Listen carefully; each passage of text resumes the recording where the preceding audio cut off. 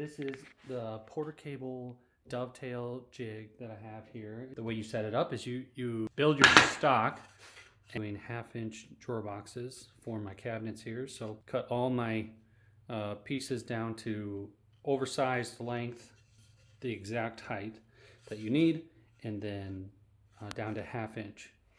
And I use my planer for that, and then I'm ready to go. But these two pieces here and the two pieces that I got chucked up in here are sample pieces that I planed down at the exact same time I planed the rest of my boards. That way I have some stock to practice on here to set up the machine and the jig to cut the dovetails perfectly. Then I can just go through all my drawers all at once.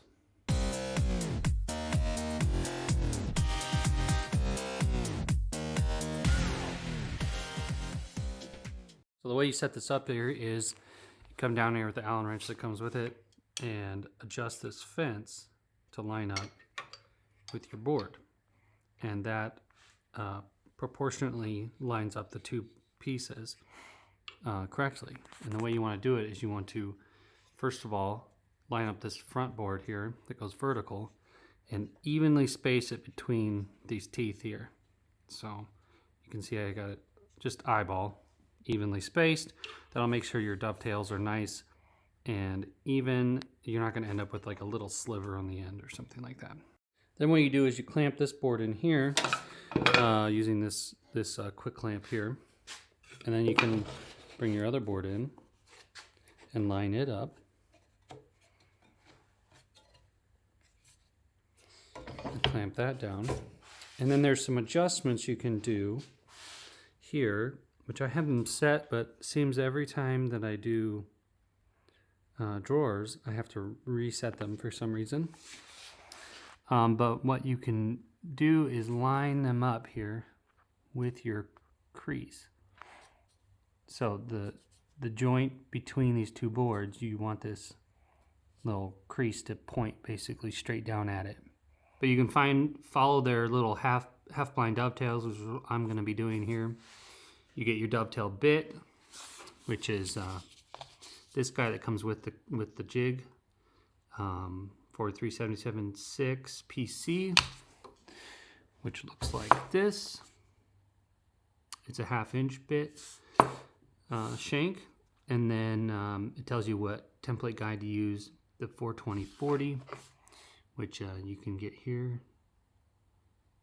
I think this one came with the kit as well. And then you can see that I've written on here that the depth that seems to work for me is 0.56 inches. So I will be starting with that and going from there. I got this bit chucked up in here. I'm just tightening it here a little bit to finish it off. But I have the router bit not fully seated, but most of the way seated. This gives me a little extra room just in case I need to pull the bit up to reach my depth. To do this, I'm going to use this Bosch stationary base here, and I have installed this quick change collar attachment, and you just push this little lever and then the thing falls out, and then you can just unscrew whichever one you had in there and put the new one in.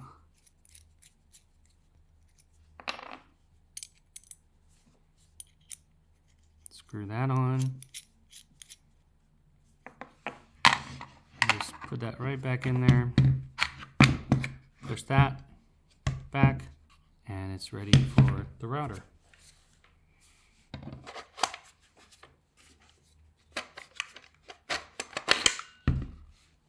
There we go. Next thing I do is take my router calipers here and turn those on. I'm going to zero it out on top of my router plate here. Hit the 0 button. Set it to inches. Bring it up to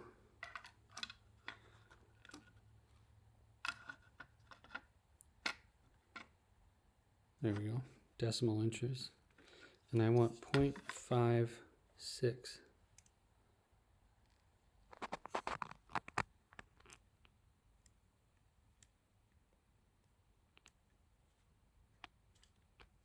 That's pretty close. Let's try that. So a little high here. Just need to adjust that.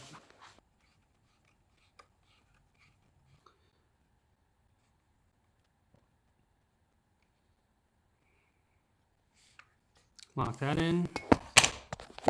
So now I'm sitting right at 0.56 inches off the base of the router. Now there is this depth stop here that can help you from, retain your spot from last time. Let's see if I'm hitting on it. No, not even close. Wonder why that is. I find that this thing doesn't even really give you any value. Little gimmicky, this piece on the top is plastic, so doesn't really give you that much accuracy.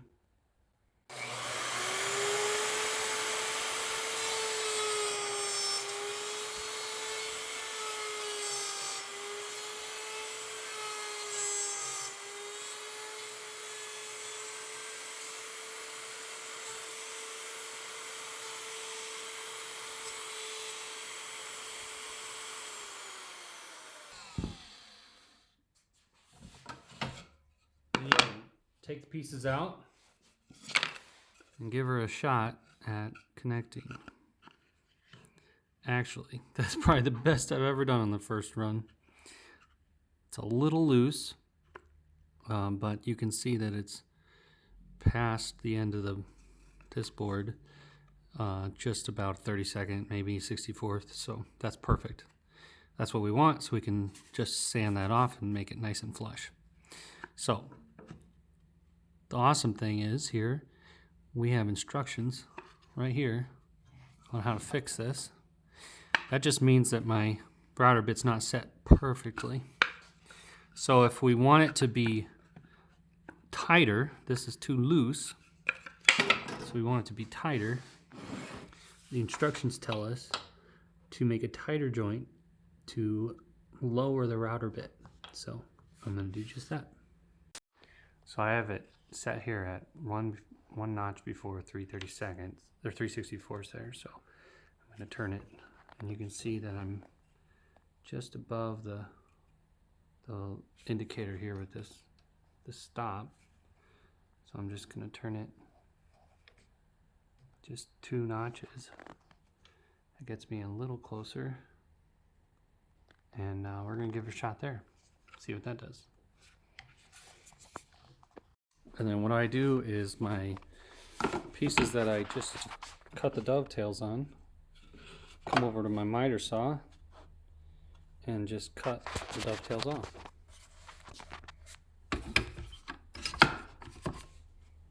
So I get a nice square.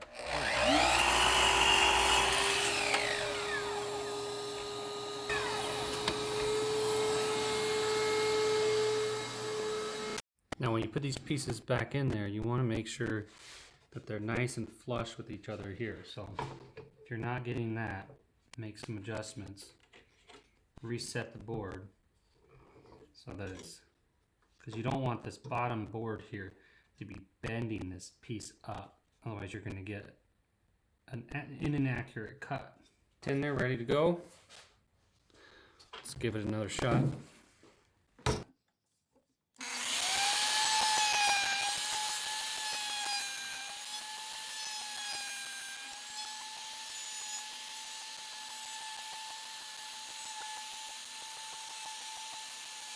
Now while I have this still in here, I can show you, I don't know if you saw that when I was running the router, but I'm running left to right, and I'm gradually working my way into the first one, and then I'm imagining in my head that I'm pushing the bit towards the wall of each of these template teeth here.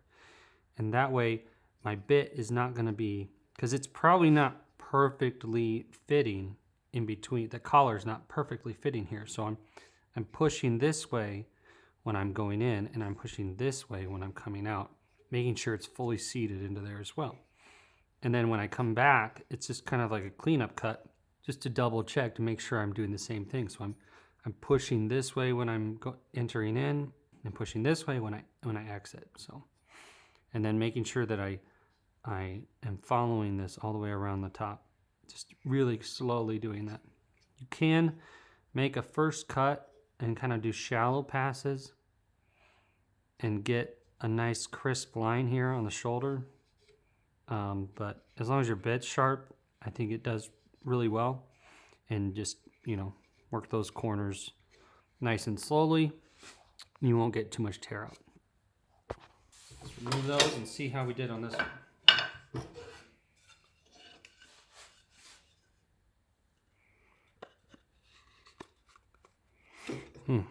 Now we're too tight. So that 2 notches was too much.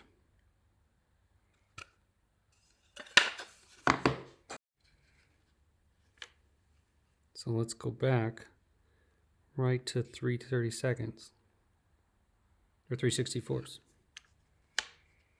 And we'll try it there.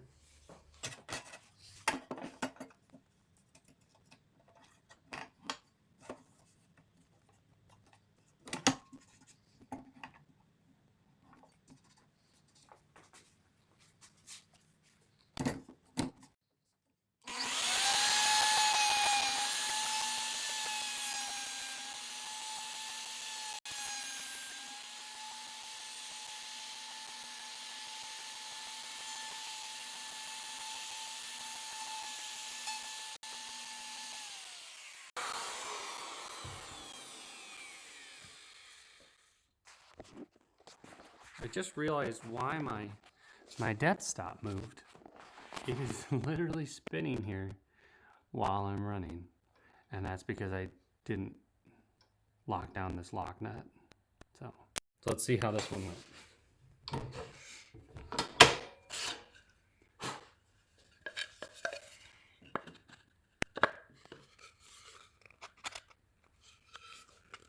That one's doing pretty good.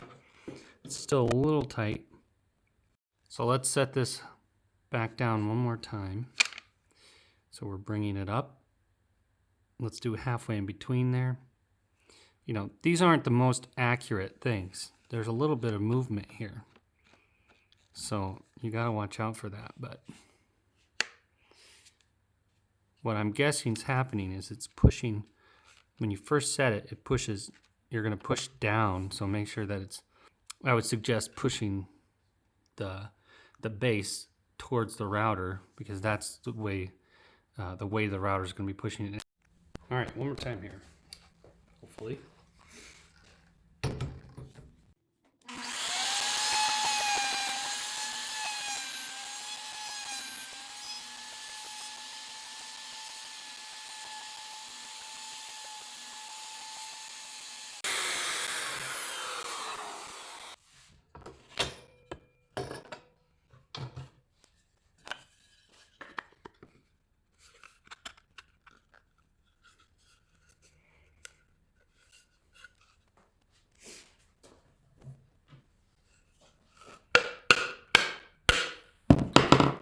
Doing really good now. It's a really nice joint, but now our depth is not quite where we want it.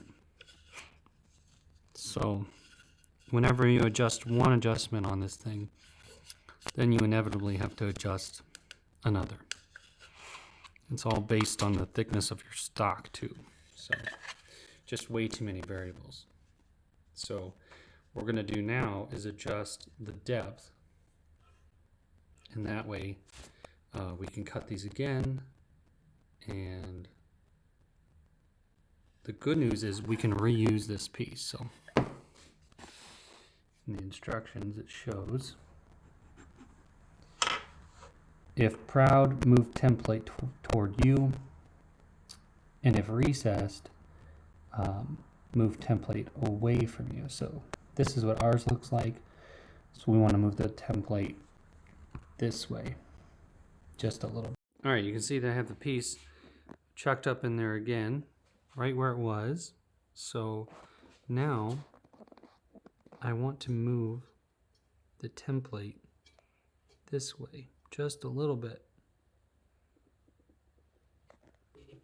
So the way you do that is you loosen up these locks on the front here, and then you're going to turn both of them a certain amount. And so we're just going to start with a little quarter turn. So I'm going to leave my thumb here, or my finger on this side so I can reach underneath, and just leave my finger where it's at and do a quarter turn. And then lock it up. And then do the same over here. Loosen it. Finger where it's at. Quarter turn. And that just moves this brass ring in, and then you lock it in place by tightening these two big knobs. This also changes your height of this piece, so you want to be careful with that. Make sure that it's still sitting flat on your board. So let's try this again. We should be able to just run the since we're moving in this direction, we can just run the router through again. It should cut deeper this time. So I have no change to the router, just to the depth. Let's see how this goes.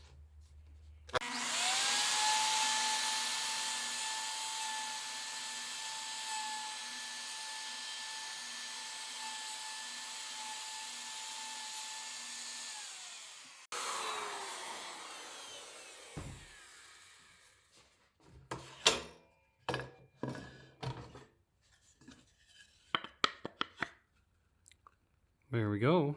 That's pretty darn close. But you can see here that it did not go as deep on this side than it did on this side. So we're a little uneven. So let's try to fix that by adjusting this side to go a little bit deeper.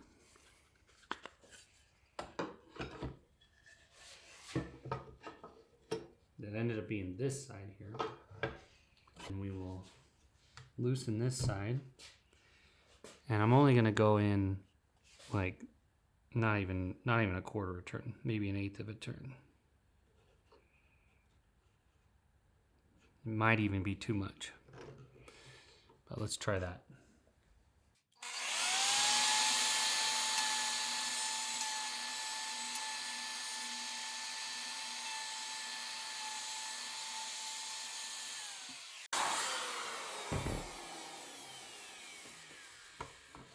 The other thing to notice is that since I'm reusing this piece, it's getting looser each time I run it. You can see it just goes straight in. Now we got good depth. It's pretty even. It might be, like I said, a little too far there, so I'm going to back that out just a smidge.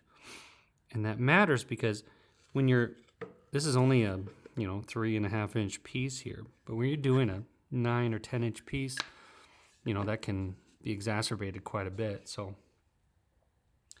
I'm going to back this out just a smidge.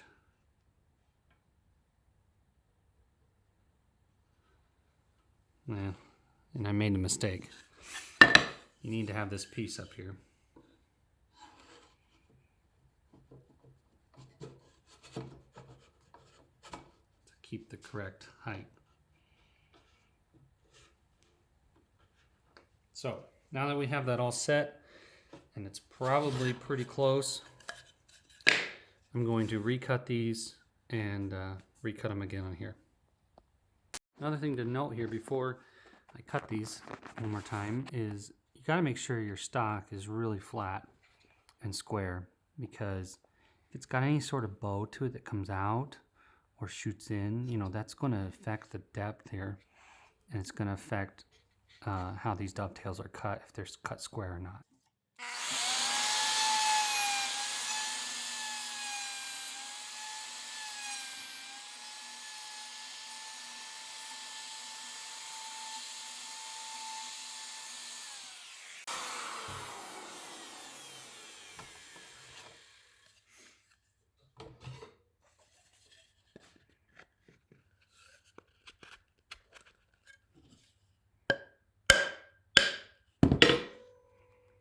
There we go.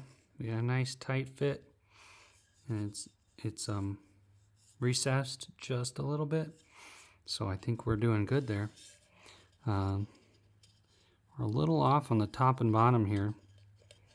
And I think that's just because I might have not had that lined up correctly up against this fence here.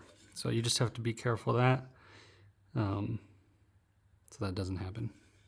There's a couple more things to note when you're setting these up to be cut. What I do is lay out my boards so that they're sitting, once they are cut to length and everything. This is just an example. And I will just mark the top of them with A,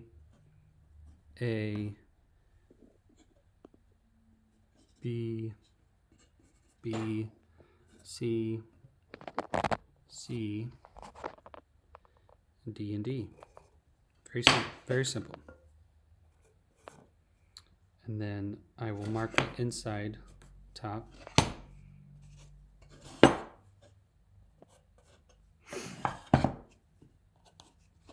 And that's the inside. So you always want the inside of the piece facing up and out. So pretty easy to handle this. Just start with your first boards.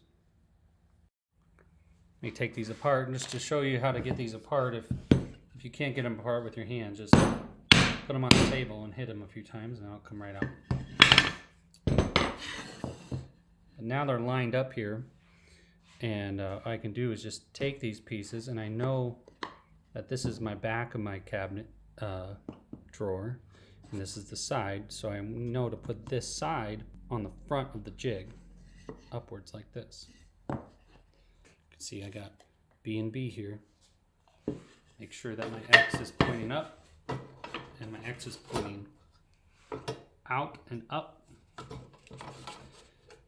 and line those up. Do my cut. Bring my board back over to where I'm set up, and now I have those two cut.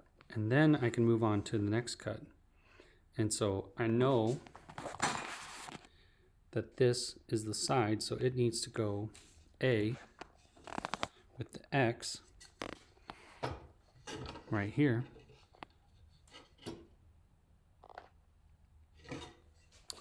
And this A is the front with the X pointing up